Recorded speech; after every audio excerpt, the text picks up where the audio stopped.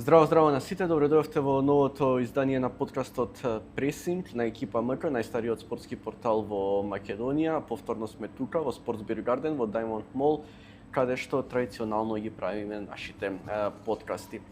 Помина тука на оваа маса многу големи звезди во Македонија, освојувачи на клупски титули, репрезентативни успеси, фудбалери, ракометари, кошаркари, одбојкари, но денеска имам голема чест да најавам гостин кој што може да каже дека има нешто што ретко кој друг во Македонија го има, тоа е настап на светско првенство во фудбал. За жал Кирил Дојчиновски не е меѓу нас, Дарко Панчев исто така е еден од тие и третиот македонец кој што има настапено на најголемата спортска смотра во светот, Војадин Станојковиќ, денеска мој гостин, на моје големо задоволство, се надевам и на ваше ќе разговараме и за изминато светско првенство што заврши освојувањето на титулата на Шпанија, но и за сето тоа што се случувало 1990 година во Италија и репрезентацијата која што можеби имала бреме над себе да спаси Југославија во тоа време. Добар ден Војадин и се надевам дека ќе имаме убав разговор. Добар ден, благодарам за поканата. Да се вратиме, некој би рекол на почетокот, но тоа не е баш почетокот на твојата кариера, но зенитот можеби најголемиот успех на личен план покрај сите титули, веројатно нема побаво нешто од тоа државата во која што живееш да ја представуваш на светско првенство. Од денешна гледна точка 26 години подоцна, која ќе ти ја спомене човек 1990 година, што прво ти доаѓа на Веќе 36 години. 36, леле, 36, помила многу 36 години. И математиката. Да, па не е без разлики, нема врска 90-тите. Значи тоа е едно големо задоволство и тоа е една кулминација на една кариера каде што одите на некоја завршница, дали е тоа европско, светско првенство, олимпијада. Имав таа привилегија да учествувам и 88 година во Сеул на олимпијада и 90 година не да учествувам, него и да настапувам и 90-та година на светско првенство во Италија. Таа Југославија беше мощна, силна, таква беше затоа што самата лига беше една од најдобрите лиги во Европа и со самиот тој збор сите клубови кои беа конкурентни, беа значи таа голема четворка, па тука да не ги заборавиме и останатите Желјо, Сараево, Војводина, Раднички Ниш и многу некои други, Олимпија, многу други клубови кои изнедрија многу добри фудбалери, конкурентни во своите редови, а од тука можеше да се црпат и фудбалери, односно репрезентативци за Југославија. Како се чувствуваше ти кога дозна дека си дел од тие 20 играчи, дека ќе бидеш дел од светското првенство? Лично, јас пред се прво дебитирав за Југославија. Тоа е 88 март, 88 година во март месец со Италија во, како се вика, во Сплит. Игравме 1-1 и тоа беше мојот прв позив и прво деби. Значи со една моćна Италија и тогаш од Зенга, Вијали, значи сите Баџо и цела компанија, значи таму од Барези, па не знам кои Малдини, кои се беа у тоа време. И ја одиграв скоро сите, не скоро, него сите утакмици у квалификации за светско првенство Италија 90 година. Така да од 88 кога почна при крај од септември кога почна квалификациите до тамо почетокот на 90-тите, јас одиграв негде околу 12 или 13, па ако не и повеќе, плюс Олимпијада, 3 утакмици на Олимписки игри во Сеул, така да имав негде повеќе од 15-16, тоа што не знам колку, плюс тоа пријателските утакмици. Така да тие и фудбалери, тие репрезентативци што тогаш го носе адресот во квалификациите, 90% беа патници за Италија. Не се сеќавам, млад сум на тие времења дефинитивно, но од се што имам гледано интервјуа, разговори за тој период документарни, серии секогаш некако се нагласува тоа дека ради некои одредени политички работи Југославија не успеала да направи некој поголем успех на светските првенства. Ти како човек кој што, добро, сега знаеме шо е станато и читање на списоци пред светско првенство и се прање тогаш дефинитивно било поразлично. Имало ли политика тогаш и како дозна ти дека ќе бидеш дел од веројатно како фудбалер кој што бил во полна форма во тој период, настапувал за клубот, имал одлични надпревари, дел од репрезентацијата толку време. Пред да биде соопштен списокот, размислуваше ли дали ќе бидам повикан, нема да бидам повикан? Па не, тоа прашање го имат поставено многу мина до сега новинари, меѓутоа ја не гледам разлог после целиот квалификацијски циклус да играш и фактички ти си тој еден кој допринел да оди на светско првенство меѓу останатите репрезентативци Југославија да оди на светско првенство и не гледам разлог да не бидам на тој список од 25 мина колку веќе беа таму во тимот. Мислам дека 22 плюс 3 голма на 25, така негде беше. Така да нема причина да бидам забринут. Имаше ли политика? Чувствуваше ли нешто? Па, верувам, Никола, ја тогаш апсолутно не ме интересирал тоа, а ниту сум па размислувал. Нити јас, нити останатите. Може да имало. Кој знае, може да имало и заткулисни некои работи. Мојата работа се знаела што е по десна страна, горе-доле, да се вршам својата задача која ми е зададена, не само во репрезентација, него тоа е ја веќе у Вардар имав 11 утакмици, репрезентативни настапи за Југославија, 8 за А репрезентација и 3 за олимписка репрезентација во историја на македонскиот фудбал. Од Вардар таков играч немало. Така да немало апсолутно. Сега не знам, имало можда. Некој викаат шефот бил нели од Сараево, па некоја сараевска веза, некој Чича Милјан, нели ги готевил сите, па сега сакал да балансира од сите републики да бидат застапени. Меѓутоа ние кои бевме, значи грото во квалификацијскиот тој циклус, пак ќе кажем, а и тимот се ствараше на Олимписки игри во Сеул, значи негде 50-60% фудбалери кои после играа квалификации беа и на Олимписки игри во Сеул 88 година. Почнува светското првенство, прв надпревар со Германија, така ако не се лажам. Ти си на клупа. Како се чувствуваше во тој период? Квалификациите си ги поминал се на крај, осим се решава да те остави на клупа на првиот надпревар, го загубивте така 4-1. На Сан Сиро изгубивме, на Сан Сиро, голем пораз, веројатно сигурно не сте се чувствувале добро после еден таков надпревар, почеток на шампионат, катастрофален пораз. Зошто Вујанин Станојковиќ не беше дел од првата постава? Па сега тоа е, не знам, стварно, сега тоа е што би било, кад би било, и тоа е работата на стручниот штаб и на селекторот Ивица Осим. Така да ја тоа не го гледам така, гледам да репрезентација иде како што треба, да победува и да одиме понатаму. А сега таа ротација ќе биде пре или покасно, сум бил сигурен дека ќе имам настап, така да не само ја, него и Даре првата утакмица не играше, после втората и третијата и против Колумбија и Емирати, ја и Даре влеговме и уште некои репрезентативци кои така дадоа некоја свежина на репрезентацијата. Меѓутоа, тој пораз од Германија е најсилна, мислам, не знам дали било посилна Германија некогаш, значи од Руди Фелер, од Матеус, Клинспан, Бреме и многуте таму, не 100 звезди, него така се кажува, меѓутоа играчишта, репрезентативци кои носители биле и во своите клубови. Така да, тогаш почна скептици, новинари одредени, пошто некогаш него ни го готивеа шефот дека те било овака, те било онака, те зошто не било овој, не било оној, зошто не играл оној. Тој си имаше еден принцип на работа каде што не одстапуваш. Значи, он толку доблестен беше уште тогаш за ова што се случува денес. Значи, ние ништа не отстапувавме од онија игра тогаш, Југославија што играл тој фудбал, кај Ивица Осим и овој денешниот што е овде. Чак може да били многу полепршави, така да кажам, подобар за око и за фудбалски гурмани.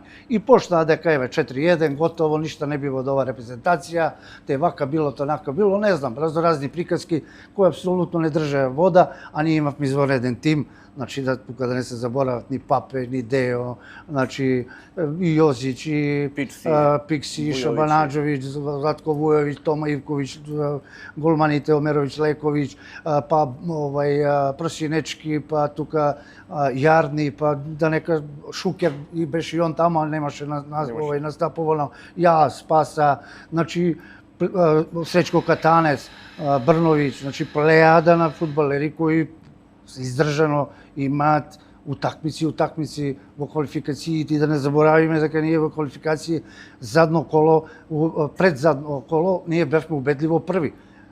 Групата ни беше квалификацијска, замислите, Франција со платини, Југославија, Шкотска, Норвешка и мислам дека Кипар беше. Тоа боли глава. И ние пазили Шпанија, ние како се вика, ни Франција не замина на светско првенство, него отидовме ние и шкотите. Така да шкотите као второпласирани, ние као првопласирани.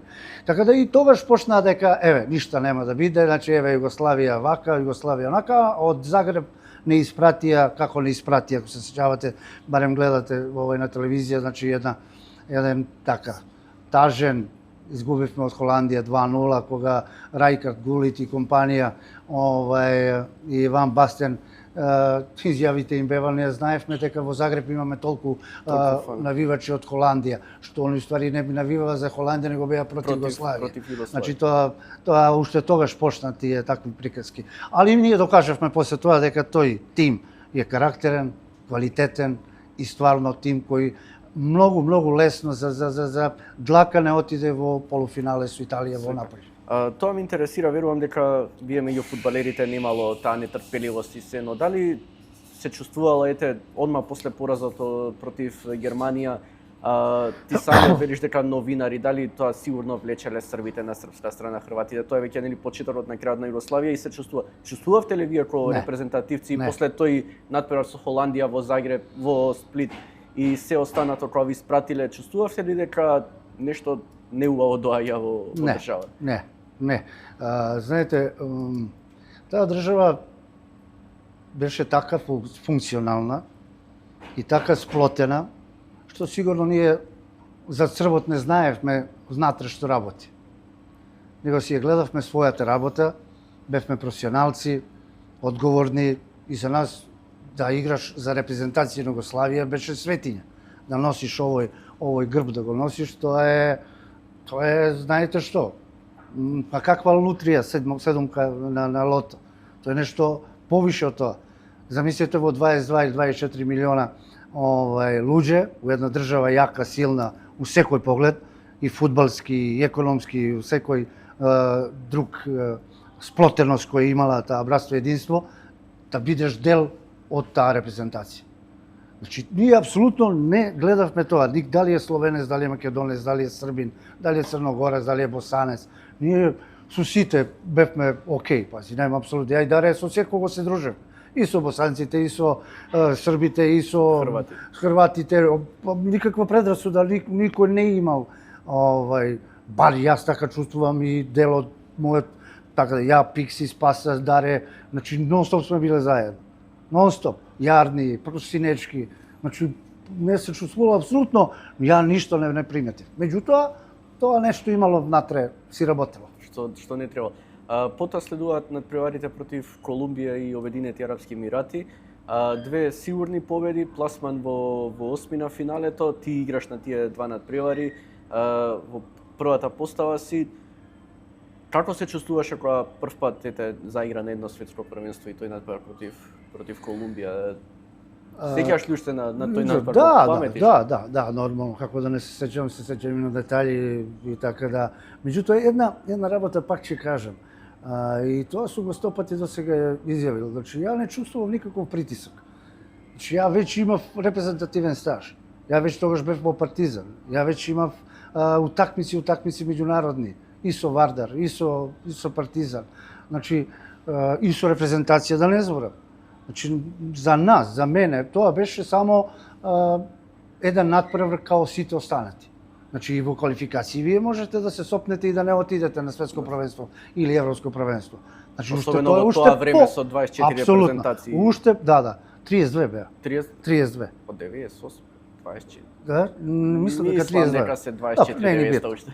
Дека се 6 групи, 6 по 4 дека се. Може. 98 мислам дека е прво со 32 во Франција. Може. Ама да не го сватим овако. Не е ни битно. Значи уште потешко. Прво да се квалификуваш, а друго и да настапуваш на светско првенство. Замислете какви тоа репрезентации биле. Кога една Холандија која беше таму, значи испадна. Значи Холандија како актуелен европски ако не се лажам, така 88 со Рајкард Гулит, Ван Бастен, цела компанија. Да, на Дасаев чини ми се голо што го даде таму од полу десно Ван Бастен. Така да веруј ми утакмица ко утакмица. Нормално знаеш, малку се осети некоја тежина или така, ајде, во атмосфера горе Колумбија.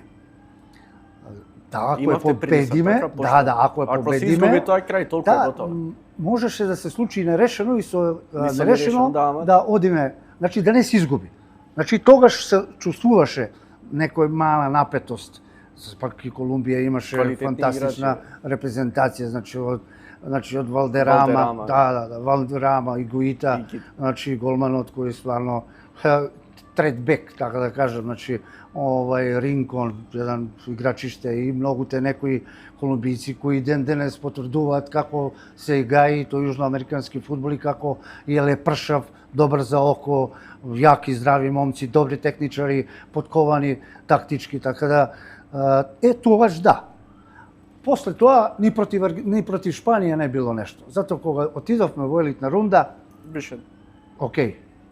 После тоа што се најде ти на клупата? Ете, 2 одлични надпревари, 2 победи, со Шпанија не стартуваш. Не знам, ништо, затоа што никогаш не дозна, не знам, после многи години со осим да се слушнавте чисто муавет на некој собир. Не, па ми било и глупо, ми беше после 92 година ми беше тренер во Партизан.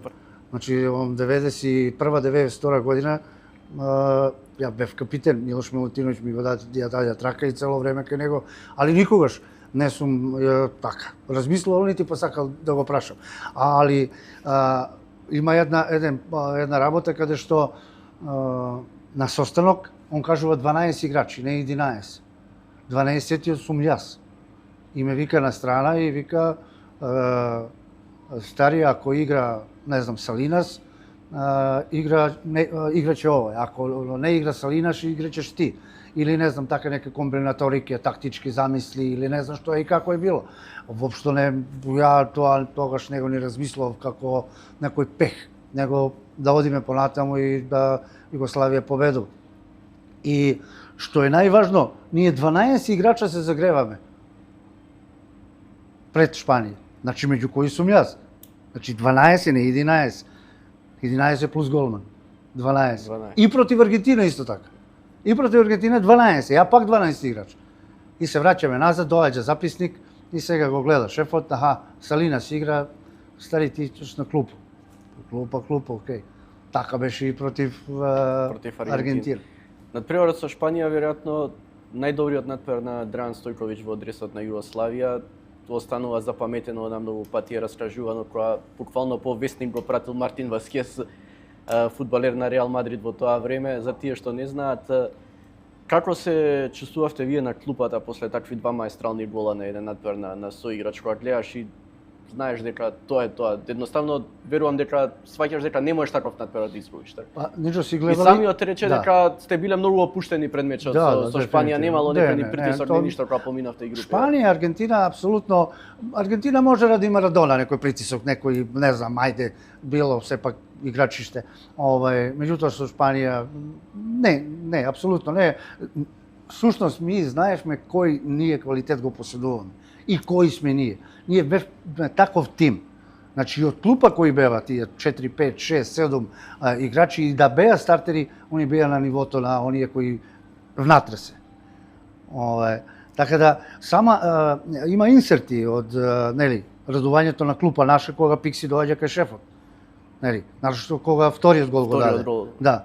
И вие видите која е тоа еуфорија, кога да освоивме светско првенство.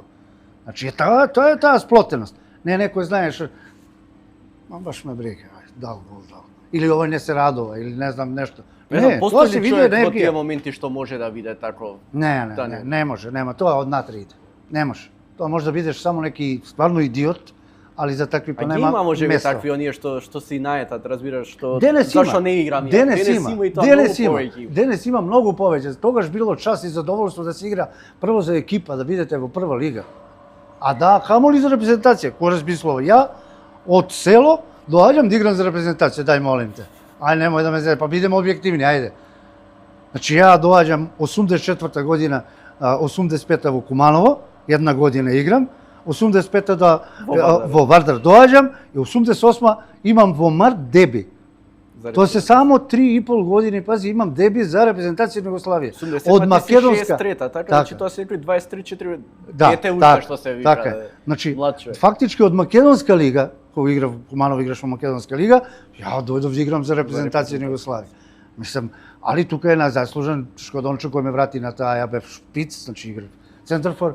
И таа сезона првата играј, не играј, повише не играш. И овој 86-та сезона, 87-ми кога шампиони бевме на таа наша златна генерација на Југославија. И он ме враќа назад на десен бек и тука почнува таа моја, така да кажам, успешно. Се ме отвори едно прашање, морам да те прашам. Кој е подобар, Вујадин Станојковиќ на шпиц или Дарко Панчев на бек? Какав Дарко Панчев на бек, какав Дарко. Да, нека стои горе и нека нос. Да, има нос, добар, има осет, чувство за гол, шут, дуел игра, скок игра. Какав бек, кај он ќе трчи како мене, тоа нема шанс. Нема шанс. Значи, али ја па не можам па како него да чувствувам тој простор каде топка ќе дојде. Значи, али со толку трчање во денешно време можеш да поминеш ко шпиц. Бидејќи знаеме дека денеска па еве Златко Вујовиќ зашто побише играше него Даре. Баш ради тоа. Шефот пази нашата одбрана во квалификации и Даре играше, да.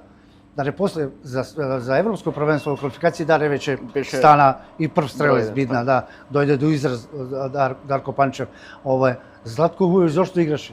Јер шефот имаше една фудбалска филозофија. Одбраната почнува не на 16 метри кај нас, него од шпицот кај 16 метри од противникот. Од таму почнува одбраната.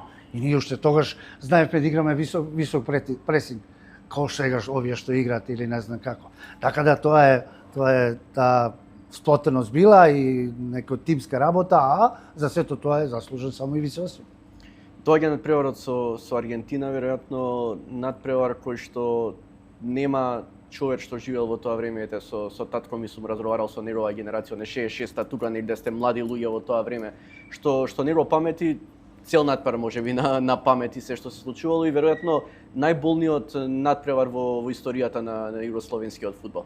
Од 20 и која минута со играч помалку, ништо послаби, Аргентина со Марадона, знам и Пирс има кажувано како еден веројатно најталентираниот фудбалер во Југославија што бил некогаш, кажува дека се воодушевил кога го видел Марадона на загревањето, како тоа се лесно иде како. Што се случи тој надпревар? Ги знаеме сите тие пенали, пречката на Пирси во прва серија одма, неколку шанси во текот на тие 120 минути. Ја имавте Аргентина, а уствари на крајот ја немавте. Да. Ивковиќ му брани нели пенал на Марадона и така. Сена се чудна пенал серија сама по себе. Многу чудна пенал серија и беа играчите заморени. По 120 минути игравме две утакмици. Така да не знам, таа пенал серија на некој начин цената беше заморот и беше многу топло. Се сеќавам во Верона игравме со Аргентина, доле тој делегат и неко мерење доле на трева, 45 степени, ужас еден. Во денешно време тешко почета ровна прва. Не верувам дека ќе почне. Не, чисто сумњам. Валјда сега има сосема други прописи, пошто овие се малку нежни сега овие. Новите генерации. Да, новите генерации малку така. Со педикири, медикири, со ова, со она, глупости. Па не знам дали го виде Винициус. Пластична операција дека правил, како и да се вика некој. Мислам, вам памет, нали, добро, тоа е за некои други луѓе, не за мене и за тебе. Меѓутоа ние од 30 минута играме без Шабанаджовиќ, значи втор жут картон, мислам дека вториот жут малку и тенденциозен, али добро, исто 10 играча, ние бевме равноправни, чак после негде 100 и кусур некоја минута, Папет, значи го кажувам тоа, нон-стоп има зицер, буквално зицер, кој Кочеја пази на една страна, Папе на друга, ама поред статива. Део Савичевиќ има на 5 метри 6, колку беше, на лева нога, центрашот од десна страна, на лева. Сега ја пак ќе го кажам тоа, може досаден викам, а Део сега да му дадеш во овие 55-6 години, такви 10 штолце, сигурно ќе ги даде човече. А тогаш нешто било, како изјавата негова и новинарите што го прашувале, како му отскокнала, нешто се случило. Вика, кај ја дал тоа да промашам, нема шанса, уште на лева нога. И пази доаѓа пенал серија и викам, значи тука Брна не требаше да се фаќа за тој пенал, Хаджија и он не треба, пази. Што се случило во тој момент? Имаше тука некои други играчи. Кажи, во тоа време веројатно се доставува кој треба да шутира или не, како било, пошто шефот вака. Има ситуација баш на видеата што ги има од пеналите, како трга прво Хаџибејич, или не, Брновиќ трга и после се заменува Хаџибејич трга, а уствари обратно било. Дали тука и пат на концентрација и се така требало. Хаџибејич трга, па судијата го враќа, веројатно не се поред на списорот како треба да шутираш. Така. Значи, кога дојде пенал серија, шефот таму не собра на клупа и рече, каже, ја ово не могу да гледам. Договорите се кој ќе да шутира. И си замина во случајница. Он не ги гледаше пеналите. И тука нормално, поискусните, значи играчи си одредија кој ќе шутирал просинечки, така, просинечки, далеку од искусен било тој период. али мислам дека имаше тука можност да некој друг да шутне. Мислам дека и Део можеше да шутне тука, а не Брна. Мислам дека некој дали самите, сега ти знаеш таму си бил, дали самите чувствувале притисок па не ќе ја шутираат. Сега не е само секојаш да нападнеш тој што шутнал пенал, презел одговорност. Али реално Брновиќ и Хаџибејич се едни од полошите пенали што ги имаме.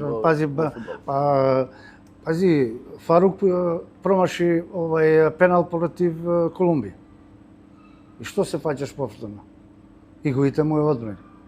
А не се фаќа више. Остави да има тука тие помлади нека шутнат. Ти бодри ги, договорете се што, како, као сите ние што таму седевме и се договараа. Они кој ќе шуте, оние кои играат и знам дека имаш големо мислење, дали Осим ја изрубил над преварот. Не може селектор да се трне и да рече договарете се сами. Не требаше да се случи. Не е тоа, он за тоа е поставен, он не е поставен за да играе терен, ама некои битни моменти. Мислам дека тука не знам зошто и како некој вика дека му малку му се слошило ли па да не му биде уште полошо.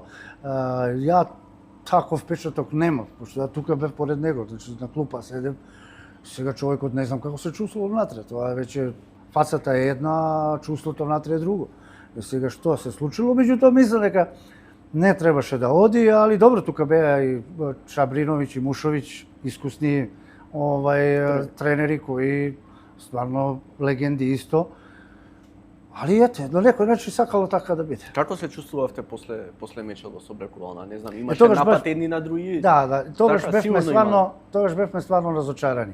Затоа што ти си крив, не знам. Не, него самите увидовме дека можеме.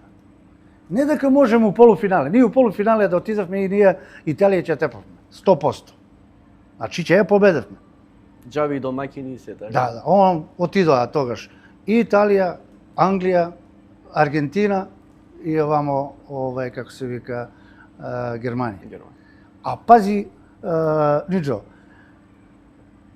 како се вика, Аргентина иде како најдобро третопласирана од групите. Пази. Тлај се, како родина... Од Камерун изгубија, мислам дека. Камерун прво таа група. Мислам дека изгубија. Така нешто беше, да. И тие како најдобро третопласирани. И замисли до финале дојдо. Со таква некоја игра. Али го има Каниџа, го има Марадона, пази со респект го има, го и Кочеја, одличен голман. Многу зборуваат за тоа време дека доколку сте станеле светски шампиони, Југославија немала да се распадне, народот немал да дозволи покрај се останат. Стоиш на тоа мислење и ти? Мислам дека тоа така би и било. пак ќе ти кажам, ние такво нешто не сме ни размислувале ни после. И за нас беше и ова успех. Значи, ние бевме пети по сите бодови кои се освоени, ние фактички изгубивме само една такмица од Германија, ние другите не ги изгубивме. Така да ние имавме на конто 8 бода. 2 по 3, 6 и 1-1 Аргентина и Шпанија, 8 бода. Значи тоа ретко кој го имаше, тоа го имаа само у финале што игра. На крајот у финале ќе ве чекала таа Германија, сите добро знаеме дека многу е тешко два пати еден противник да победиш на големи надпреварувања. Тие беа апсолутно најдобра екипа. Мислам, без разлика што и со Аргентина малку беше така.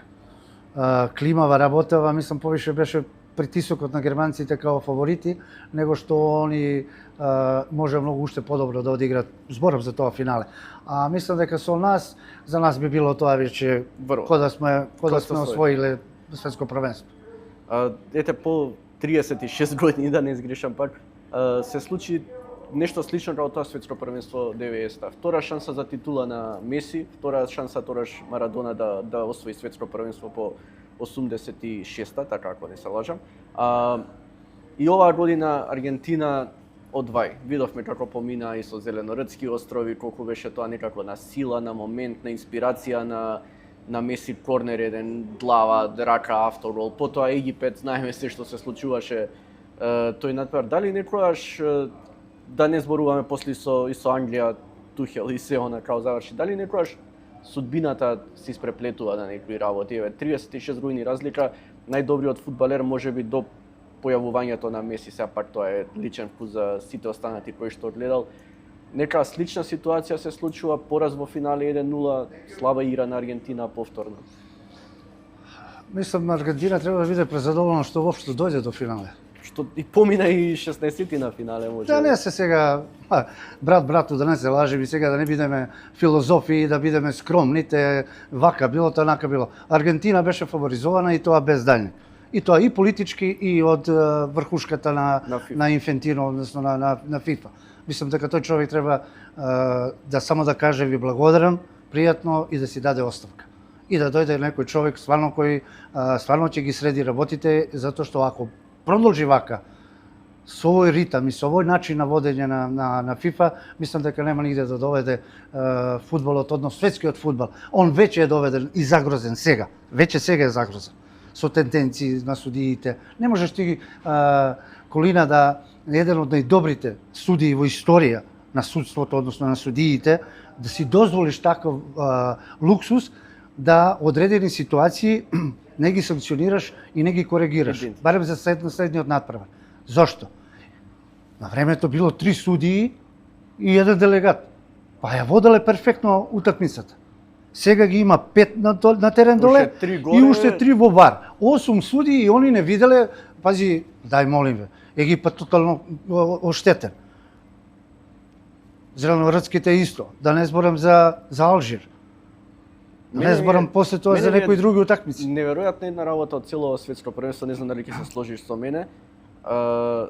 Секојаш имало влечење за некои репрезентации во секој спорт и клубови и се. Тоа не е спортно, секојаш ќе има некои што ќе бидат повластени, што ќе добијат, ќе се направи можеби. Се е тоа во ред. Но ме нервира некоја дволичност, не само обичните луѓе гледаат, разбираат, пишуваат, но и кај некои што се нарекуваат по некои експерти или не знам што. Ме нервира тоа што никој не треба сега, не знам, Инфантино или 2026 година светско првенство да докажува се уште дека Меси е најдобар фудбалер. Така, нема никоја потреба. Но тоа воодушевување не Ибрахимовиќ, Анри, знаеме едни морални величини во кариерата, колку морални работи имале, како се што ќе направи Меси е нешто неверојатно и најдобро во историјата на фудбалот, а се што прават некои други фудбалери е како нормално, ете се случува. Сите сега излезе муабет дека Родри незаслужено е освоил златната топка, Меси требал да ја освои. Ако гледаме реално, ова беше светско првенство на Мбапе. Сега не знам ти како гледаш на работите, ако некој требаше мислам да освои златна топка на светското првенство, веројатно требаше тоа да биде Мбапе. Ајде одиме поред. Дефинитивно дека Мбапе. И јас бев убеден Пошто дека Меси освен голови со Алжир и тие потоа себе тоа центар шути како да одлеам Свиндон, а не Аргентина или не знам некој најдобар фудбалер во. Пази, Меси не е ни ма од Меси одно што бил на ова светско првенство. 80% И сега преводот оди чекај. нема потребе сега Некако приказки. вешта и се намалува неговата големина со тоа што некако вештачки и медиумите во светот и тие аналитичари се тоа го прават како, не знам, јас имам познаници кои што ќе земе обичен центар што ќе пушти Меси, они се воодушевени, леле види го што направи, разбираш. Малку нема потреба ни поради Меси сето тоа да се прави. За него лично мислам дека не. Прво сето тоа е дегутантно. И тие фудбалски аналитичари. Мислам дека тука превише тенденција и превише субјективизам. Па не можеш ти една Шпанија да ја отпишеш и не можеш еден тим кој функционира, тим, буквално тим, каде нема таму звезди или поединци, него целиот тим функционира и сега Родри не заслужи, Меси заслужи. Кај Меси? Меси требаше да си оди во пензија, нема потребе да игра више. И сега да не се лажеме. За мене во историја најдобриот фудбалер е Пеле, па Марадона, па Меси, Роналдо, се знаеш каде, таму негде. А зашто ги забораваме Јохан Кројф? Зашто го Бекенбауер? Зашто пази еден нашите Вукотич, Драган Джајич, Дарко Панчеве во ново време, Пикси, зашто ги тие забораваме? Сафе Сушич. Многи сега да не направувам из цела не знам Платини еден. Немојте. Еден Загало, еден не знам кого више. Гаринча. Да, Гаринча, Диди, Вава, еден Зико, да, еден Роналдо Назарио. Молим? Играчи сте. Играчи. Немој сега да ми кажува некои тие фудбалски аналитичари и прво. И затоа го викам, тој човек треба си одма да си иде од ФИФА. Не можеш ти да се радуваш на голот на Меси кога да си, па иди кај аргентинците таму на трибина, па се радува, брате мили, и слави. А тажен кога Аргентина испаѓа или кога губи. Мислам, тоа е више и од друга страна. Уште една небулоза на светско ниво, за мене поразителна. Трамп, светскиот полицаец, доаѓа да доделува пехар.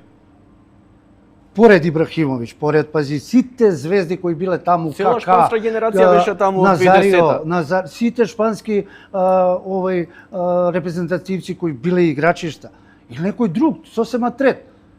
И не можеш ти да кажеш, че го поништиме црвениот картон на тој и тој. Може да игра следната утакмица. Како може да поништиш ти, бе? Кој си ти? Мислам, тоа е вам памет. И сега тие фудбалски аналитичари и некој, биди отворен, биди човек, биди фудбалски ако си.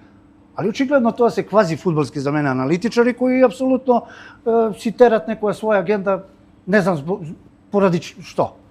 Дали Инфантино сам себе си направи проблем што ете на некој начин ја гура таа Аргентина со многу послави репрезентации од вај да поминува и го уништија финалето. Ние видовме сега милионки излезат работи зашто тоа било така, но Аргентина одигра надпревар, па не знам, Зеленорудски острови може во прво коло одигра по квалитетен надпревар против Шпанија, него ни во финале. Ова светско првенство има една друга фудбалска јако позитивна работа. Имаше доста квалитетни репрезентации, значи доста добри надпревари, значи стварно се играше фудбал. Нормално, сега не сакам више ни да зборам ни за Аргентина, ни за Меси, мисли тоа е више нонсенс. Апсолутно више што ја имам да губам време и да трошам минути мои за тамо некого што апсолутно не заслужува ништа. Јас пак ќе кажа, за мене беше Франција најкомплетен тим, у секој поглед. И тимски, и по линии, и индивидуално. Што мислиш за Дидие Дешам? Ја лично немам некој големо. Мислам дека во овие 12, колку од 2014, 12 години откако е селектор на Франција, французите беа колку се тоа надпреварувања, така 3 светски и уште 3 европски првенства. Така му доаѓа. Они сигурно беа, ако не најголем фаворит, беа меѓу 3 фаворити, он освои само едно светско првенство кое играше против Белгија во полуфинали и против преморената Хрватска во финал. Не знам дали е тоа успех за цела генерација на Франција. Па не, добро, сигурно дека има тука сега одредени калкулации, сигурно има одредени сега тука анализи кои што би било, кад би било, пак ќе кажам. Меѓутоа, Дешам си ја заврши својата работа на друг начин. Тој етапно ја менуваше во од репрезентацијата, односно репрезентативците. Како овие полека стареа, доле и веќе имаше он идеја кој ќе ги замени останатите. И така се ротираше нон-стоп и тие 12 години репрезентацијата на Франција имаше континуитет и имаше стварно врв, горе каде што може да се носи со секого, со било која репрезентација. Што дојде сега ова кулминација, не знам што им стана против што загубија Шпанија. Со Шпанија. Ја не знам што. Не им лежи едноставно Шпанија. Барем че дадоа бољи отпор. Шпанците, значи, стварно покажа и карактер, и техника, и тактички одлични подковани. Пази, тие деца по 16, 17, 20 години, 19 години. Пази, колку паметно Де Ла Фуенте, пази, го склопи тој тим, односно тактички.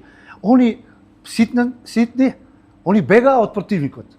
Не идаа дуел со нив, него таа топка, пази, со демаркација, тоа го објаснував исто, значи со добро позиционирање и бегање, значи он од метар и пол не приваѓа поблизу до метар и тугаш и дриблингот или паси игра идеше. А сите останати доаѓа и работеа во фаза на организација на игра или во фаза во трета зона во завршница. И Шпанија тоа го изворедно. Иначе да тие дозволеа скок игра, дуел игра, беа мртви шпанците, али многу паметно Де Ла Фуенте, пази, одработи на тактички план. А нормално има играчи со кои може и да ја прави тактиката. Тоа е јако важно. Дали ако гледаме по квалитет на ростер, Шпанија можеби не беше ниво топ 3, но целиот тој систем што го имаат и што го работат во сите генерации, буквално тоа го зборуваат сите во Шпанија во медиумите и се што читам и што гледам, дека кои фудбалери да ростаиш, не знам, од репрезентација до 15 години, кој е најмалата да ростаиш, он знае што треба да изигра во тој момент и подготвен е да влезе во сениорскиот тим. Колку тоа значи во една репрезентација, бидејќи гледаме дека Франција, колку и да е тоа голема земја со квалитетни играчи, младите репрезентации исто им се во врвот на европски, на светски првенства, некако повеќе на индивидуален квалитет се иде, што ќе направи Мбапе, што ќе направи Олисе, што ќе направи Дембеле. Проблемиот број од головите на Франција е заврши Олисе со најмногу асистенции на светското првенство, но беа некои шутеви од 20, од 30 метри, Дембеле ќе пласира од страна. Не беа одиграни акции и системски добро поставена игра, туку повеќе беше на индивидуалниот квалитет.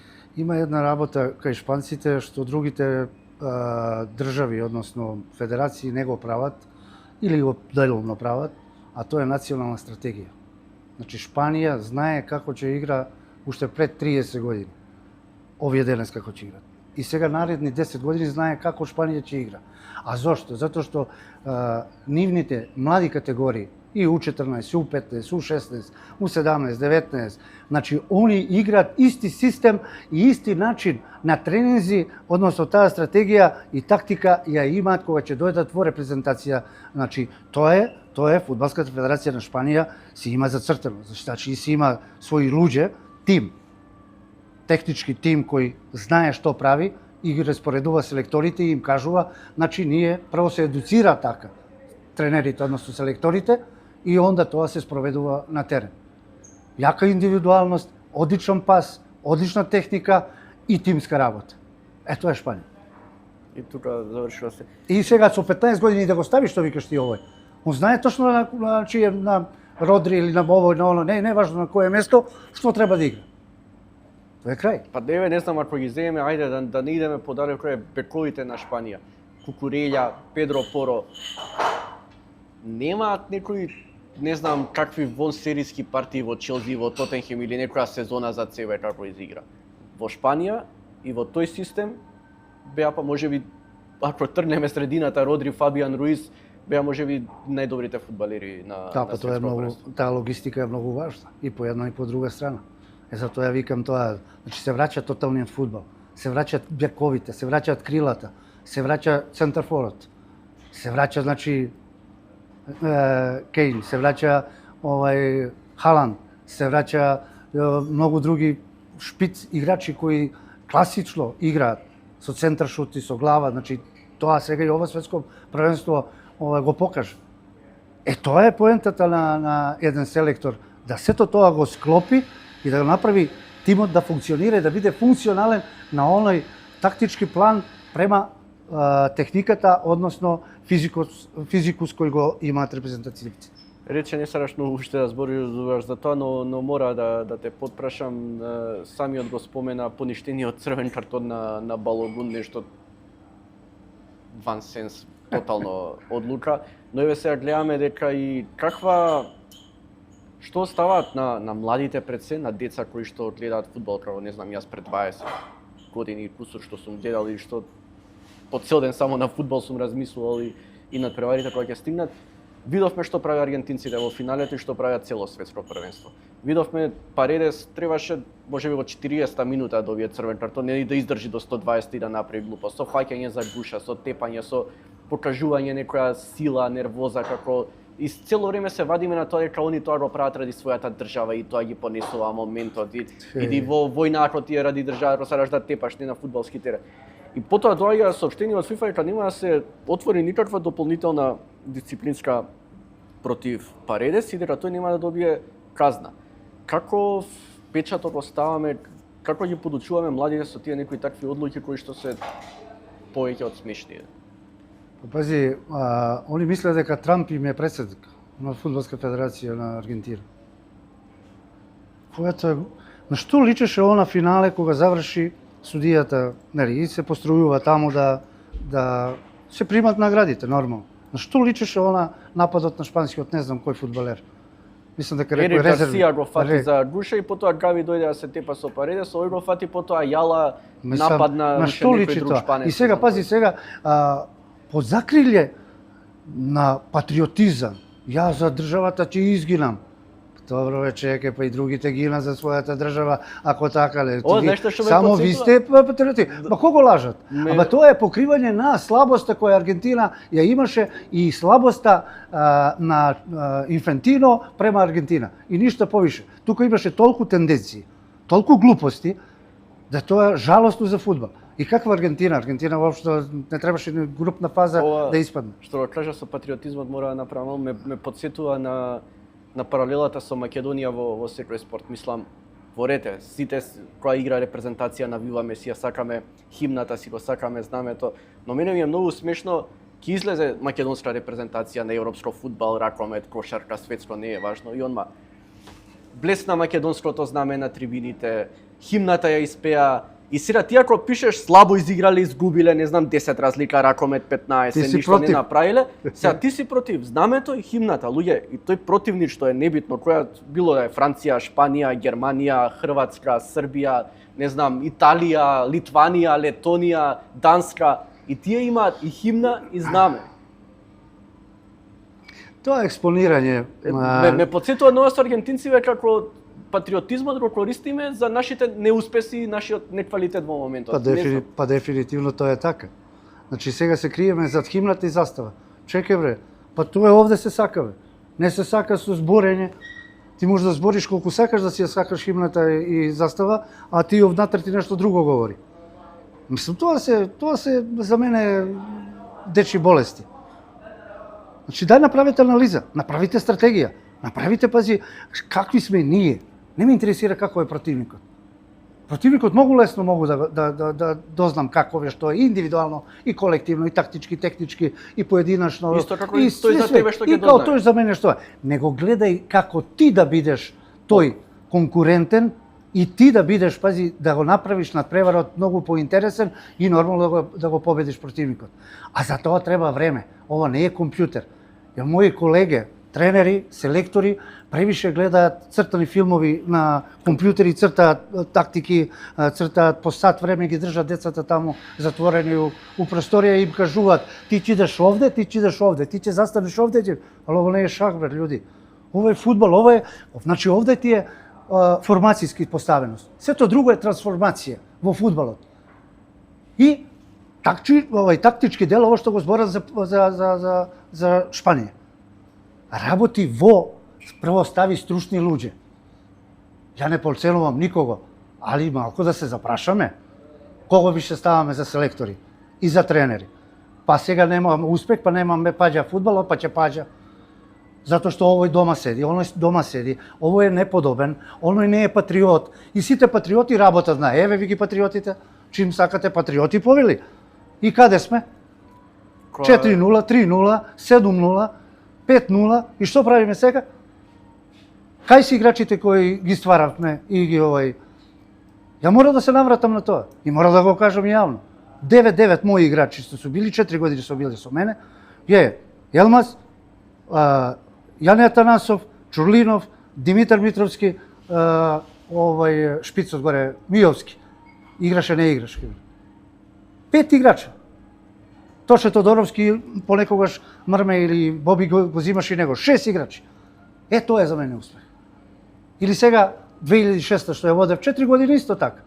Сите тие дечиња сега играат по првите екипи во Македонска лига. Тогаш дојдете да се повалите. Кога смеете кај квалитетни играчи, колку тој систем во Југославија донелете, ти потоа ги одигра цели квалификации за Европското првенство 92 кој што не добивте шанса да играте. Македонија во тој период ти има тебе, го има Најдовски, го има Дарко Панчев, Канатларовски, Бабунски, Милко и Бошко Јуровски, Чеде Јаневски, се тоа квалитетни, Тони исто така, се тоа играчи кои што тотално може да кажеме класа во своето време на својата позиција. Каде ја утна Македонија со независноста? Буквално тоа да кажеме, каде ја погрешиме? Дали не сте биле вие, ајде веќе во подмината фаза од кариерата, уште сте биле квалитетни? Да, така е. Не, тука имаш искуство и младост у таа репрезентација. Тие нерешени превари со Данска и Белгија, Данска која што во тој момент европски шампион, со браќата Лаудруп, со Шмахел, квалитетни репрезентации. Вие европски праваци, европски праваци беа 92-а, а после ние со нив во Зошто не успеа таа генерација да направи нешто повеќе? Па мислам дека имавме пех прво со таа прва утакмица со Данска, каде што одлично тргнавме и резултатот го отворивме и сето тоа беше кој. Меѓутоа тој црвен картон ги поремети многуте нешта. Мислам дека тука и малку холанџанецот малку престрого, значи директен црвен картон да дадеш, мислам сега не знам, али добро, секој си има своји критериуми. Меѓутоа и после тоа идевме добро, не само овде, него и во Белгија, па со Шпанија не можевме да одиме и мада беше многу јака група.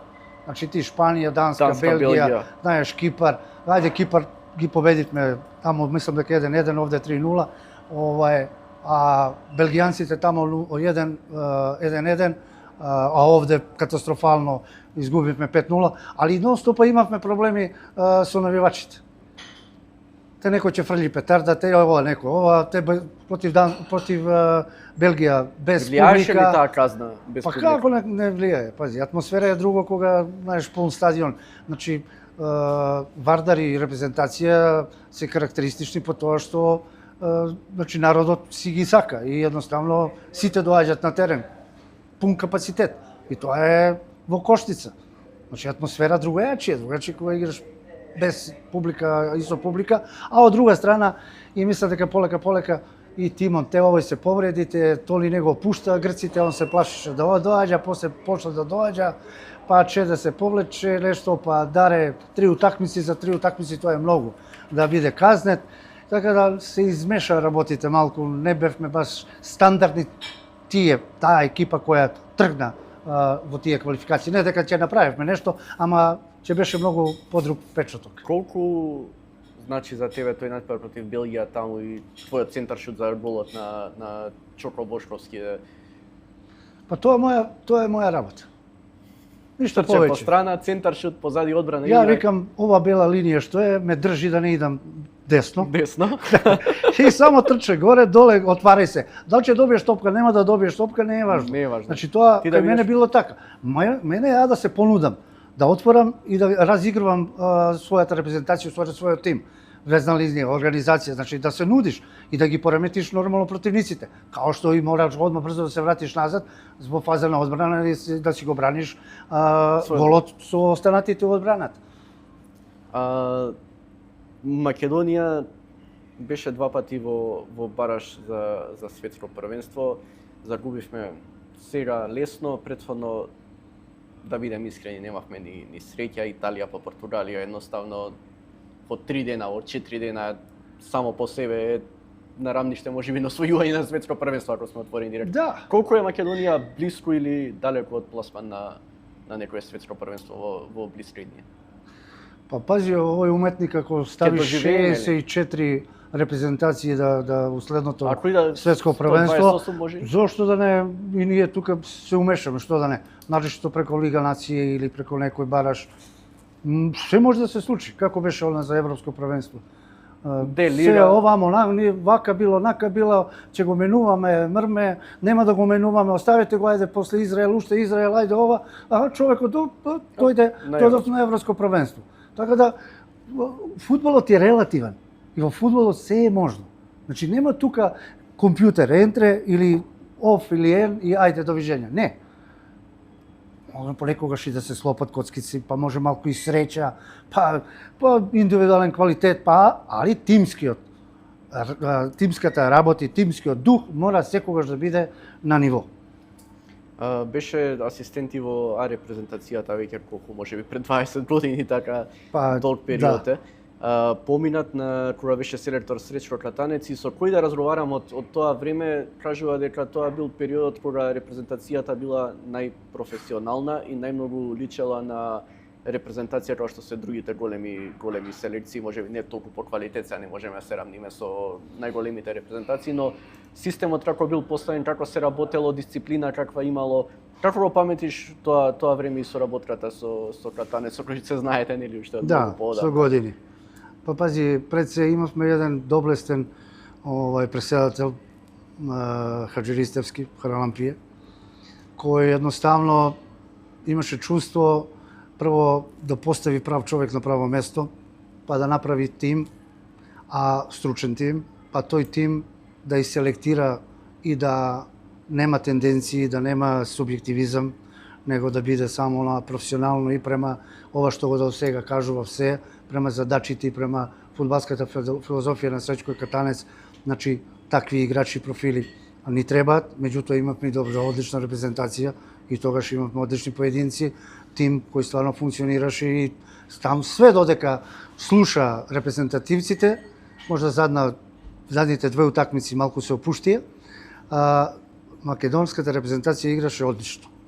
И против Хрватска, и против не знам. Беше ли ода проблем само не забијамо легендарното на Катанец? Да. Фалеше ли поквалитетен шпиц, не знам, од тоа време, гол играч да имаме? Па добро, не мора да имавме имаме Илчо. Панчев, но да имаме. Да. Сега Панчев, Илчо, многу Илчо го респект за имавме Илчо се, но Да, секоја чест, меѓутоа не е он класичен шпиц. Знаеш, немавме Мазнов. тука. Да, Мазнов можеше, али немавме на тој тим. Му фалеше баш еден добар Дарко Панчев.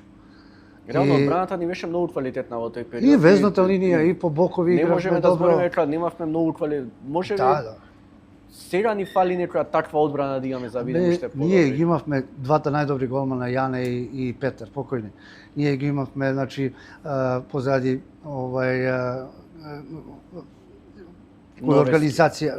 организација нарочито што многу беше важно, Величе, значи, па го имавме Новевски, го имавме тандемот со Гоце Седловски, значи, па ги имавме боковите добри, па имавме везна линија исто така доста добра. Така да тука ли баш фалеше еден шпиц, еден баш онака категорично класичен шпиц. Сите тие топки, сите тоа сработено и по една и друга страна, и централно, и завршниот пас, само да го некој тоа дозаврши и да го реализира. Кажете, се беше во ред до тој финиш, знаеме сите во Холандија како заврши целата ера од македонската репрезентација. Сега многу малку имате зборувано сите што бевте тој дел од репрезентацијата за тоа. Што се случи, како настана кавгата меѓу Катанец и Пандев? За Катанец толку се налути, не се ни врати, он директно од Холандија си замина, така ако не се лажам, и веќе толку. Тоа беше крајот на неговата работа во репрезентацијата. Што се случи точно толку да пукне работа? Јас сум директен учесник во тоа. Значи, ја и Среќко секојаш начело бев. Нормално прво он. Меѓутоа, одредено понашање на одредени играчи, нека им служи на част. Колку беа? Сега тие фудбалери, репрезентативци, врхунски, сега се функционери. Ај сега, а знаам за кого јас зборам, сега да не одам у детали, сега овие репрезентативци, тоа нека ти го направат тебе. Како ти ќе се чувствуваш? И зошто? Прашањето е зошто. Една одлична атмосфера.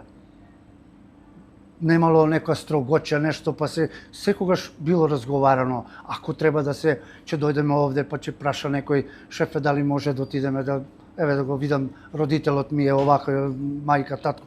Нема никаков проблем. 3, 4, 5 сата, 6 сата, иди, врати се сине до 10-11, професионалец биди. Ти како си, немој да ја да те држам у зандана за да ти бидеш професионалец. Ти си професионалец таму каде што треба, а тоа е надвор од тренингот и надвор од екипата. Таму се гледа професионализмот. А овде е само рутина. Тука некој ги измеша лончињата. Сега се функционери. Колку беше бројот на фудбалери кои што застанаа против Катанец во тоа? Не беше никој против. Не беше никој против. Тоа е една обична случка која апсолутно не му требаше на Пантев. Тренингот требаше да се одржи со бајле у 10 или 11, не е ни важно. Меѓутоа, а утре имам утакмица. Меѓутоа, зароси киша. И вика, срела и вика, пријателju, дај да прошетаме играчи, нема некој да се повреди, да не направиме некој проблем. Вика, малку нема проблем. А тоа беше една војна база и хотел, тоа реновирано и направено. И пози една шума, одлична, фина, супер, онака, трим стаза, да, баш онака, престана дождот да отвориш плуќа, да прошеташ малка, ништо повеќе, ништо, апсолутно, безазлено. И почна дотична оса од позади нешто, не знам, што ќе му тие некои неартикулисани гласови. И Срчко се охрена у чему е проблем. Требал да остане у хотел да се масира. Требал да остане да се одмара. Па праше, кажи, што е проблем? Нема никаков проблем. Шефе, извини, јас ќе останам во ти, друг, трет, не е важно. Сакам мала рекуперација, масажа, 2 масера имавме. Тома работа, што е проблем? Ти сега ли ќе набиваме ние кондиција, сега ќе бидеме физички спремни или тактички, ако до сега не сме спремни, а утре утакмица. И тоа малку ги поремети некои работи и едноставно после Сречко се вративме во хотел, беа тука уште некои други глупости кои почнаа, ја дојдов, мора да смирам работата и да кажам, некој сакаше и да се врати назад, да напушти репрезентација. Одма уште пред надпревара, така не? Да, ова е ден пред надпревара. Ја му кажав, рекол, слушај, ти од овде нема да идеш нигде. Нигде. Го викна ви капитенот, дојдите вам. Ти капитен си или што? Да се сликаш со судиите или да водиш екипа? Значи, апсолутно без пардон.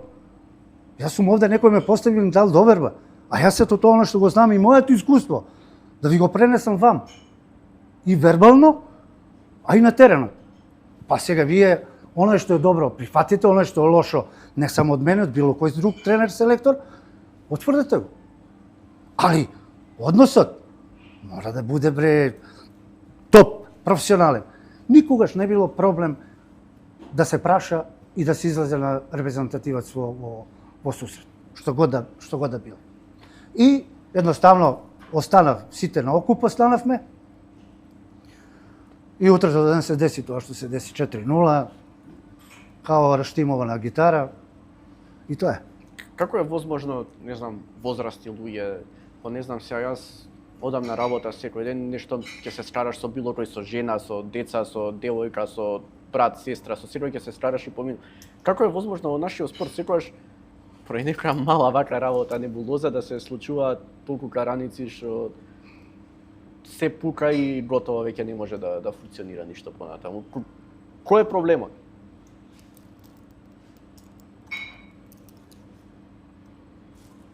Нема друго. Зборови, да не користиме зборови. Да ставам, заработам 1,2 милиона и јас сум сега. Не бива тоа така, не бива. Значи ти си професионалец, ти си родител. Ти мораш да размислуваш. Или имаш родители, имаш брат, имаш сестра, имаш комшија. Ти мора да размислуваш као тим, као патриархално васпитан човек. Остави ова е наша работа. Ова е наша професионално нешто. Као сите вие. Чека, новинарството е другачие од ова фудбалот. Секоја професија, не е важно дали е новинарството или... Било која професија, докторот, инженерот, агрономот, професорот, учителот. Извините. Овде. Мора, значи, бидете скромни, бидете оние од Јас излегав во село и се вратив во село да живеам. И мене ми супер. Али во душа сум господин, за разлика од некој.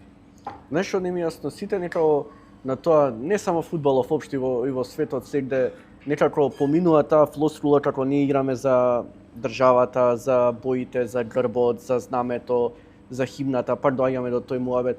А кога веќе поминува кариерата на тој еден одреден, неважно спортист, и во странство е вака, да не се лажеме, не е само во Македонија проблем е седи, кога веќе доаѓа на крај на кариерата, кога веќе не може да го прикажува тоа што го прикажува кога бил во полна форма во најдобрите години, некако делува дека не е баш само, кога не е веќе прва звезда на репрезентацијата, гледаме со Роналдо и со такви да е Кристијано Роналдо, не е дека него му е само до државата и до такво, дека тоа можеби најголемата лага спортистите што ја кажуваат. Тоа ти е лажни патриотизам и лажен професионалец. Дека на крај сите, колку и да се правиме за себе, играме и за нас. Тоа оставите тоа на друг нека го зборат. На мене немој да ми зборат. Сум прошол ја и сито и решет во животот. Од каде до каде. И ден денес проваѓам. Али нема проблем. Јас сум многу поголем него што мислат. И многу повеќе може да издржам него што мислат. А од друга страна, ова што мало пре ви кажав за Шпанија, ротацијата полека, старите си одат, младите доаѓаат. Е тоа кај нас. Не може бре ти Роналдо со 40 години више да играш во фудбал. Не може бре ти Меси бре да играш во. Не може ти Модрич, бе секоја чест. Капа доле, доле. А зошто не застанете кога е, знаете како? Кога си во топ и на врв. Зидан што направи? Добри, Зидан. Фала вика доста е 30. Со глава заврши. Добро, ама тоа беше инцидент, беше каде беше многу матераци. Много провоциран, добро. Превише сега ти удараш во нешто што е превише. Точно, не го правиме матерати свет. Само му помина и им донесе светско првенство. Едноставно луѓето мора да сватат дека имаме, пази, успони, врв и полека паѓање. Тоа ти е исто една еволуција во животот. Ти као дете растеш, стануваш, одиш право и полека венеш, се наведнуваш и се враќаш на десното. И те нема више. Тоа е мајка природа. Али овде е сосема друго. Ја па ја. Со мене почна фудбалот и со мене ќе заврши. Ма дајте бре небулозе тешки бре. Ајде остави. Мислам што на таа тема може да збориме до собајле. Али нема потреба да трошиме повеќе зборови затоа што нема кој да чуе. Да се вратиме малку на убави теми, многу назад ќе те вратам 40 години, сега не промашив.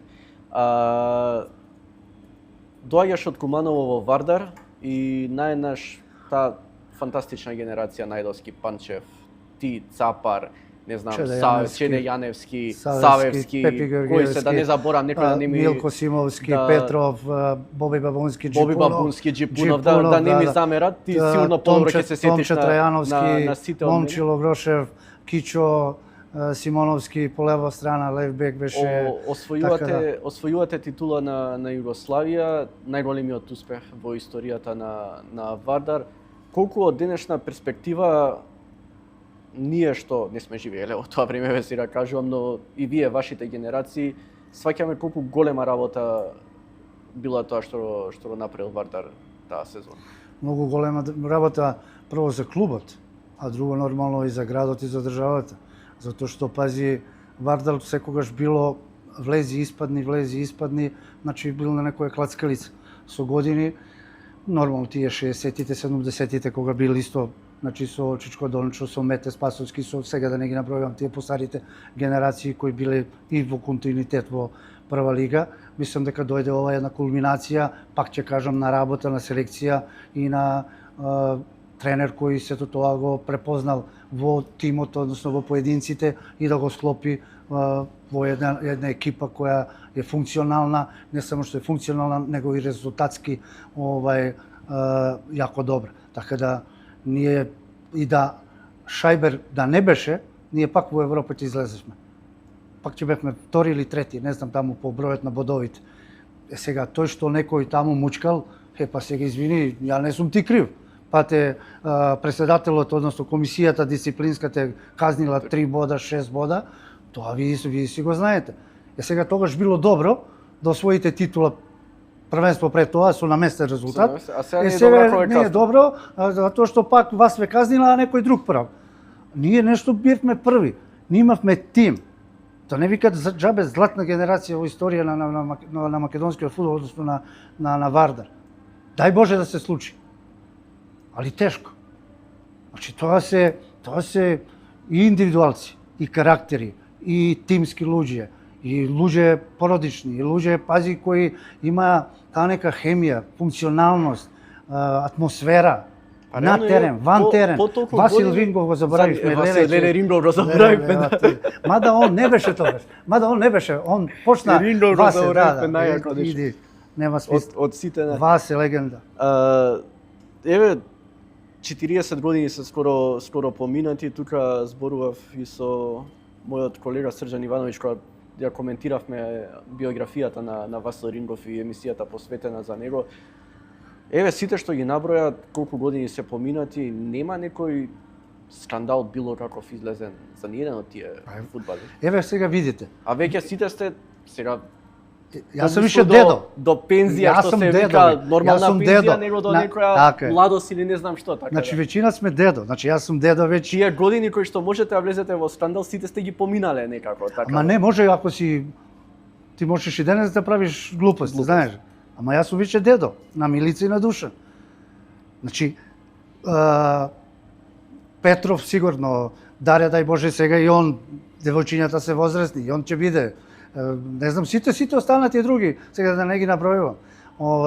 Така да, и пред тоа што беа, што игравме со нив, и Ѓоре Јовановски, и Чифте, Мицевски, и Кочон, Димитровски, значи, и Лазаров, голманот другиот, и, значи, нема, ни тогаш, ни после, ни денес да кажете, некој да упрви прст на некого, слушај, Војадин Станојковиќ,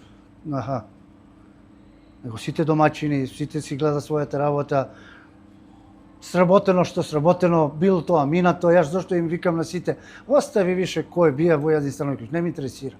Моето ранче е зад мене. И јас ќе си го носам. А кој сум, што сум? Ама уопште верувам и заборавам кој сум. Јас сум обичен човек и обичен граѓанин на оваа држава. Војадин Станојковиќ. Крај. Татко, сопруг и дедо. Крај. Друго не е ни важно. Морам да те прашам сега за Вардар и моменталната ситуација во клубот. Еве, вие паметите сите повозрастните, убави години на Вардар, убави надпревари, полни стадиони се. Јас како паметам за Вардар, 6 на исклучоци, ситни сезони 1-2, секогаш е истото. Доаѓа некој, го зима, го ништува потоа Вардар потоа ајде да помогне народот, да помогнат навивачите, поминува народот навивачите, доаѓа некоја пара во Вардар, пак некој го искористува тоа и се врти тој круг веќе 20 и кусур години истото родлија. Како гледаш се овој нов Вардар кој што по долго време минатата сезона ја освои титулата, но гледаме дека далеку сме од некоја Европа, елиминација од просечен клуб како Купс од Финска. Со Рига видовме пред некој ден како заврши надпреварот на градски стадион. Не е ништо изгубено, има и реванш, но некако многу пари, малку музика. Прашањето Ниџо го постави и на прашањето одговори. Си одговори сам. Самиот си одговори. Што да додадам?Али пак мислам дека срамота, не знам, Вардар викаат маркетинг, не знам, народот не го интересира фудбал. Нели е срамота 1000 луѓе да нема клубот кој што сите го нарекуваме бренд, гордоста на Македонија и се остана. Значи нешто не е само дека луѓето не им се гледа фудбал, има некој поролен проблем. Нешто не штима, што не штима, не знам што е работела. Сега не сум толку упатен, нити па сум компетентен да коментирам. Меѓутоа, она само ќе го кажам дека добро е што Вардар напокон после толку години се врати назад и освои титула. Па колку толку, па какви се резултати, такви се излезе во Европа. И едноставно, тука ќе завршам, се гледаме какви сме и каков моќ фудбалски има. Самите резултати говорат. Значи треба да нешто да поправиме. А што да поправиме сега, тоа си има луѓе платени за тоа, ќе си кажат, ќе си размислат, ќе си разменат идеи, мислења. Зошто никој од легендите на Вардар го нема на ниту една позиција во Вардар? Не знам, ајде, вие повозрастите, ама еви помладите, не знам, што играли во 2000-ти, никој не е дел од Вардар. Не знам нешто. Што да ти одговорам, може ќе сгрешам. Вака емисијата беше супер, така да бар за мене ми пријаше, така да не на крај покварам се ова што е. Гледам и тебе малце емотивно е Баевски кога беше сега скоро крај мене, буквално човекот се расплака кога почна за Вардар да збори. Гледам слични ке тебе, толку ли знам дека ве боли се оке, но како може да се нешто. Да не навлегуваме. Да не навлегуваме. Кариерата беше во Партизан, освои со Партизан титули во Југославија, потоа замина во Шведска. Како се одлучи во тоа време некој кој што не знам, не беше толку отворен пазарот македонски фудбалери да подпишуваат со клуби во Шведска, не знам, во некои средини кои што се многу непознати за Македонија. Така, мене многу трансфери ми пропадна пред тоа, мислам ќе се задржиме многу ако почнам да зборам. Така да ова беше на крај онака чисто изнудено. Еве, сите одат, па и јас да отидам. Да видиш, да пробаш. Да, не, едноставно не беше тоа мој ниво, меѓутоа без разлика сите замина, ајде и јас ќе одам, али више годините беа тоа со 29 години, заминав тогаш 29, накаде 30 одеше. Ми пропадна Кристо Палас, ми пропадна Лиц, ми пропадна Дајву, ми пропадна Реал Мадрид. Криво ли ти е за тоа се? Па, од оваа гледна точка, па и тогаш ми криво беше. За глупости. Што е најголемиот проблем? Затоа што, пази, тогаш една цифра ќе кажеш, а после кога ќе на преговорите, кога треба да одам у Лондон да подпишам, човекот кажува друга цифра, каде што чека оној Роул Ноутс вика, извините, ние се договоривме за тоа тие услови. А ја не одам, а место да ја... Не, ова беше директно. Клуб со клуб. И овие другите исто. Клуб со клуб. Не преку менаџери, преку ова, преку ова. Нашиот клуб те лажел или... Партизан, значи, па Зека тука, Зека нај... За да те задржи. Па не да ме задржи, што више, да заработи. Ја... Сега ќе кажам, значи трансферот е 700.000 марки у тоа време со Кристал Палас, плюс оваа неделна плата, тамо сите други работи. И ја викам готово, завршено 10 дена, си тренирам со Кристал Палас, нормално, хотел, бла, доаѓат, такси ме зимаме, вози, довози, пријателски некои такмици две одиграв таму за Б тим. Тоа и со Лиц така беше. И викам се готово и сега оди Зека после 5-тиот ден таму и да 6-тиот не знам кој да подпише уговор. Сега кај парите, што парите, ова било, она било, бла, немам технички работи. Он понесе и печати, сите брисовници, сите документи, све 10 дена пред тоа уговорот беше со Роул Ноутс, председателот, газдата на Кристал Палас, договорено. Ние отидовме само да подпишем. И да си ја оставам нататам. Меѓутоа, кога требаше да оди да се тоа договори, ја си останав в хотел. Викам, што ќе одам? А еден мој пријател тука во Англија живее, вика, дај бре да идемо и ми, немој да не пуштај го само. Што ќе идам, вика, што барам, технички работи, што е проблем, утре тоа одиме на подпис. А ова коде што како треба да се договорат. Буквално техничка работа, ништо друго.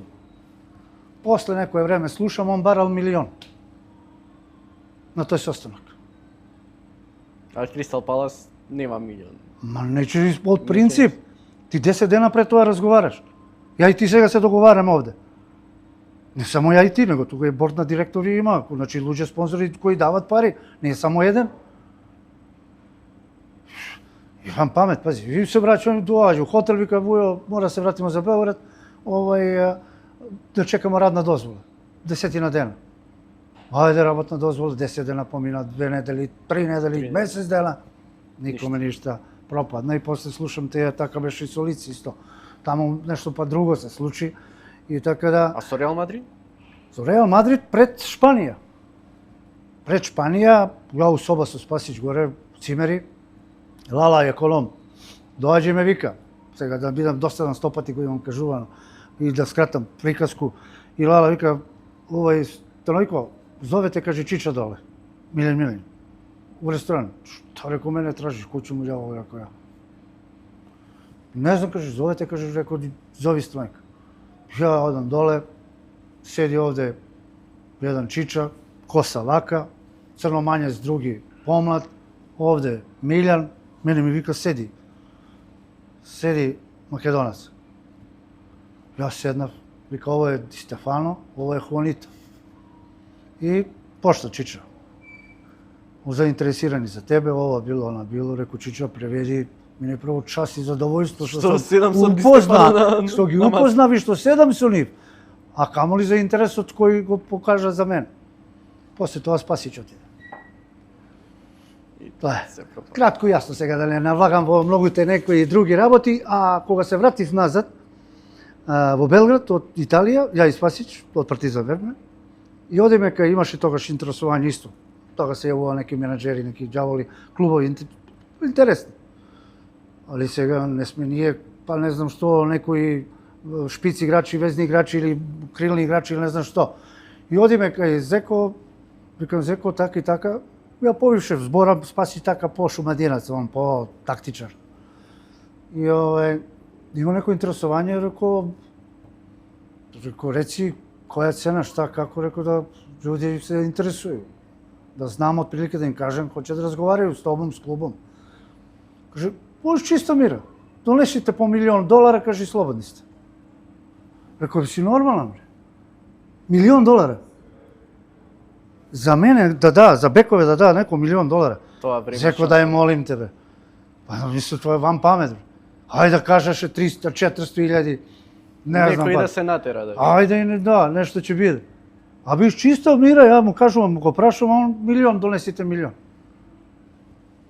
О, $1,000,000. Седи тука и чути. $1,000,000 ќе даде некој за трче по линија.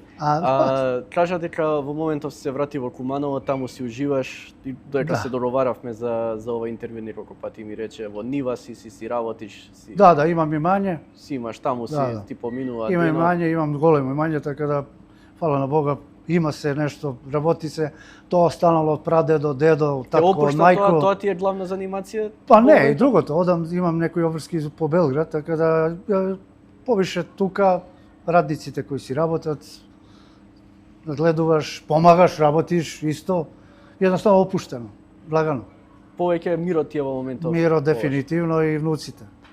Ти благодарам многу за денешното гостување, мислам дека убаво си поразговаравме, некои работи ти викаш ти ги раскажуваш по 100 пат, но секогаш е добро да се повтори бидејќи секогаш има нови деца кои што го засакуваат фудбалот, кои што сакаат да знаат нешто во минатото. Јас знам, се сеќавам кога бев дете, многу ме интересираат тие работи од 80-ти, 90-ти од Југославија. Верувам дека има и сега деца кои што сакаат нешто ново да чујат, а некако се потешко и потешко се наоѓаат гостувања на фудбалерите од вашите генерации, тоа што раскажувате. Порано идеа документарци по телевизија, сега веќе нема на YouTube некои сечоци, но многу е тешко да се пронајдат, така да мило ми е што беше наш гостин, што разговаравме и за светското првенство и за она ќе го запомнам, секогаш може ќе го користам уметникот за Џани Инфантино.